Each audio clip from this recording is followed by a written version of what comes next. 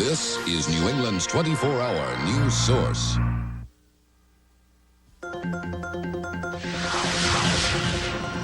Coming up on Eyewitness News Nightcast tonight, Red Sox hold tough for another key win over Baltimore at Fenway tonight. A move on Beacon Hill to change the way handgun licenses are issued here in Massachusetts. But first, a chilling sight. Military planes once again on the alert. The possible target, Saddam Hussein. Late details next on Nightcast. Live from WBZ TV4. This is Eyewitness News. Nightcast. Good evening. Here's what's happening tonight. The United States is ready to take military action against Iraq tonight. President Bush ordered U.S. warplanes to escort United Nations inspection teams into Iraq if necessary. Eyewitness News reporter Dan Ray says the flexing of military muscle is designed to stop the maddening shell game Saddam Hussein is playing with his nuclear weapons materials. For months, Saddam Hussein has played cat and mouse with United Nations inspection teams. Those teams have been frustrated in their search for chemical, biological, and nuclear weapons believed hidden in Iraq. There's no, threats. There's just determination. That's all there is. Firm determination that he will comply to the letter of the UN resolutions. And it's not just the president and his national security advisor, Brent Scowcroft, hiked the Grand Canyon to emphasize environmental issues. But again, the focus returned to Iraq and Saddam Hussein. If the UN helicopters fly there in a non-permissive environment, then they need some kind of protection, and that's what it is we're talking about. I don't believe it'll come to that. I don't think you do, and I don't think the Defense Department does. So this is what we would call prudent So you're saying planning.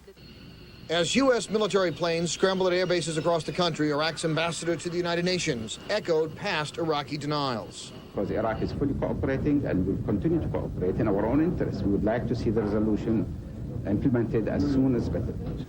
As the president rattled his saber, Democrats who advised caution in January through their support to quick and decisive action if necessary. We're not going to tolerate anymore the lies of Saddam Hussein, and that we're serious, the United Nations is serious, the United States is serious in insisting that the weapons inspections are going to be followed in an orderly manner. I think it's an opportunity to finish the job if we have to. The information indicates that these weapons are being assembled. Then I think prudence would dictate that you take those weapons out before you wait to see what this madman was likely to do with them. Given the fact that this is a united effort by all the allies to get this information, I think the action is appropriate. The president has a lot of Democratic support in this one. Saddam Hussein's refusal to comply with terms of the ceasefire has embarrassed George Bush and the United Nations. If the Iraqi leader refuses to capitulate quickly, 70 U.S. warplanes will be sent to the Gulf, putting 300 aircraft in place to ensure the destruction of Iraq's chemical, biological, and nuclear arsenal, either through UN inspection or direct air strikes. Liz? Okay, Dan, thank you. Meanwhile, another day has come and gone in Lebanon that did not see the release of more hostages. Iran's state-run news agency was reporting that a Western hostage would be released today, and Syria's foreign minister said he was optimistic. The speculation centers on British hostage Jackie Mann, captured 28 months ago. At 77, he is the oldest Western hostage. There are concerns tonight about the health of Russian Federation President Boris Yeltsin, who stood up to the coup plotters in Soviet army last month. There were reports today that he required treatment for a mild heart attack, but his press secretary says Yeltsin plans to make a speaking engagement tomorrow. AT&T now says that 3 employees did not notice alarms for 6 hours, leading to last night's communication snafu that tied up air travel throughout the Northeast. Because of high temperatures in New York yesterday, AT&T agreed to use its own generators at a key Manhattan switching center to cut energy demand in the city. But when the generators failed, the center was left to run on batteries. When the batteries died, no one heard the alarms. Communications lines between air traffic control centers were paralyzed by the failure. We lost both the automated function, the automated interface between facilities, and we also lost the telephone lines. So we're actually unable to allow the aircraft to proceed into the New York Center or the New York Radar Approach Control. Plans to replace the existing communication system have hit a $1 billion cost overrun and 8 years in delays. But experts say a new system probably wouldn't have prevented last night's problem anyway. A meeting between AT&T and the FAA is planned for tomorrow. to ensure there are no more incidents like yesterday's. Jack? On Beacon Hill, a House committee has recommended handgun permits be issued by the state's government, not local police departments. Eyewitness News reporter Joe Shortsleeve says the committee is concerned about different standards and procedures for issuing weapons permits at the local level. An estimated 400,000 Bay State residents are licensed to carry guns. Each and every one of those 400,000 gun owners got their license at their local police department, but that could change. Some lawmakers in Beacon Hill are now recommending that the state take over the job of distributing handgun permits. I think it's a good idea because this way everybody will have an opportunity to apply for a gun permit. Right now, when you apply for a gun permit, your gun permit has to go to 1010 Commonwealth Ave anyways to be approved. So it's a two-tier system right now. And if you, like I said, if you live in a community where the police chief doesn't like you, then you don't have an opportunity for a gun permit, which I don't think is fair. The Gun Owners Action League, known as GOAL, wants the local police chiefs stripped of the power of deciding who gets handgun permits. The group claims it wants to bring uniformity to a licensing process, which right now can vary from police department to police department. Needless to say, police chiefs don't like the idea. No, absolutely not. I think the Mass Chiefs Association certainly will fight this, and that being a chief in a local community, being a chief for 11 years, I have very much strong concerns for my officers going to houses, not knowing who has weapons and so forth.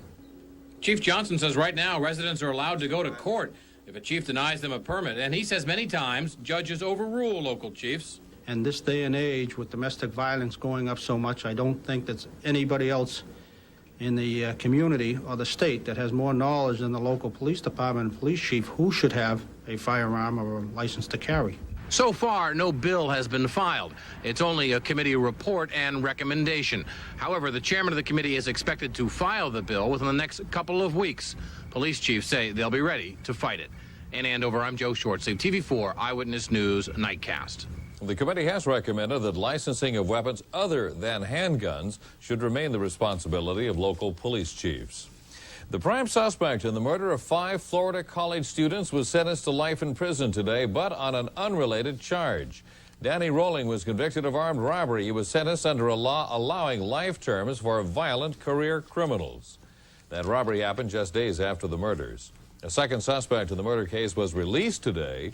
Edward Humphrey finished the sentence for assaulting his grandmother. A grand jury investigating the murders will consider evidence against both men later this year. Coming up next on Nightcast, a huge new sewage pipeline into Massachusetts Bay brings a cry of protest from area fishermen. They fear it will threaten their livelihood. And we'll tell you how doctors hope to prevent women from developing breast cancer through the use of a powerful hormone. Details coming up.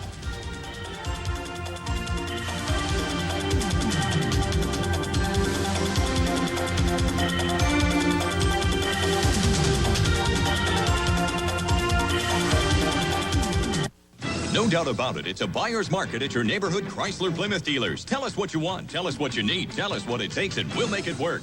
Get special value package savings of $857 on Plymouth Voyager and get $500 cash back plus a driver's minivan airbag during clearance 91. Get $1,500 cash on Chrysler New York or 5th Avenue, and you could still save $200 more. So give us your bottom line and we'll make it work. It's a buyer's market during clearance 91. See your New England Chrysler Plymouth dealer today. Jack Shea and Partners used to be in a skyscraper. Jack, it's Tokyo. Now it's next to a dairy farm. Mr. Hasegawa. Eating out has taken on a whole new meaning. But if the pace is slower, business is not. With AT&T, international data moves fast, and AT&T video conferencing's a smart alternative to overseas travel. And that's helping business a lot more than a fancy address. Jack, need a lift? Nah, I think I'll walk. A world of help from AT&T.